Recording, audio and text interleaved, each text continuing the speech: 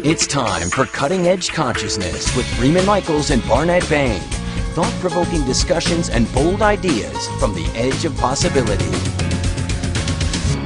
And this is Barnet Bain here with my co-host Freeman Michaels on Cutting Edge Consciousness. It's good to see you this morning, Freeman. You look bright. I am. Well, I was out in the sun, you know. The kids, we went to the beach, and everyone splashed around, and I caught a little sunshine. You did catch a little sunshine. What beach did you go to? Santa Monica.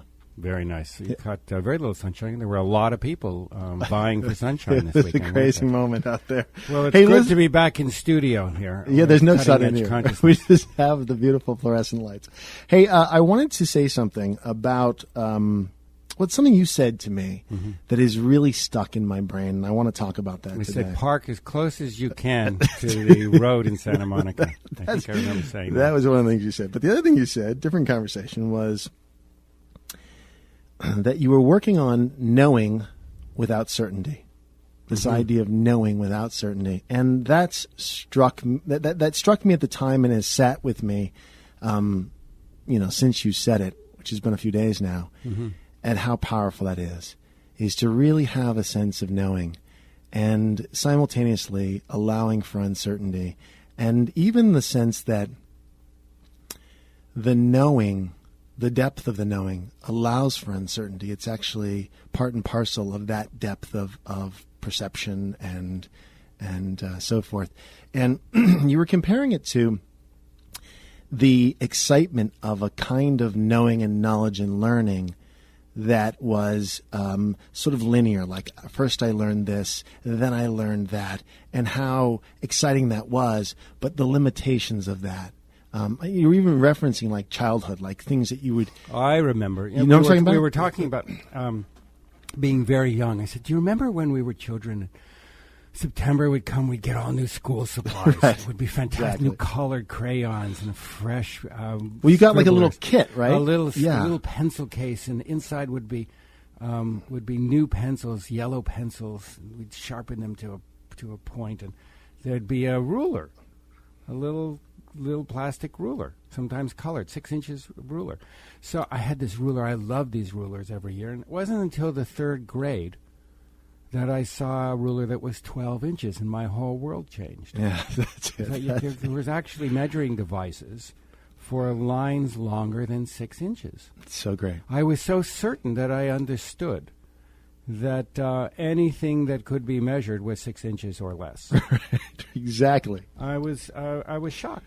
Well, and then I'm in that place every day, more so and more so as I season and as I grow.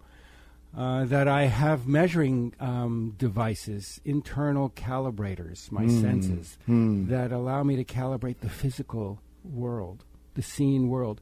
But I'm beginning to develop an intimacy with calibrations that allow me to measure the invisible world, the unseen world. And so I am fostering a relationship with knowing without certainty. And that's a much more spacious place. It's a whole different toolkit. I mean, to stay with this analogy, it's a brand new toolkit that is expansive. There's always something new, like, wow, and these ways, maybe aspects of our experience that we took for granted, for example. We talk in terms of the senses, and we're talking now really about moving beyond the five senses, but even from the common senses to the uncommon senses. And imagination, of course, is the biggest common sense that we have of all, because it is the container inside which we all splash. But Sandy had said to me, we were having this similar conversation some time ago, and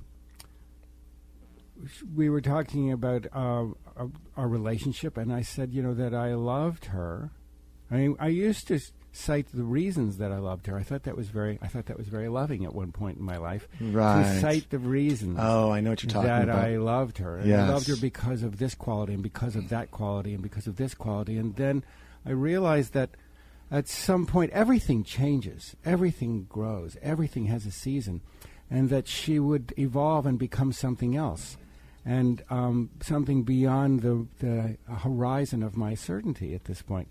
And would I still love her? And of course, at this point, I know that I will love her because I'm empowered to make that choice.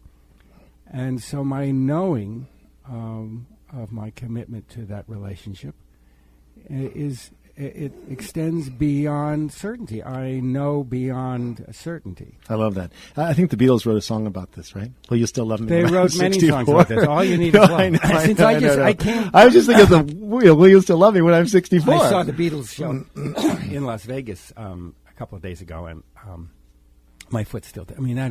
That's a whole other conversation. Yeah.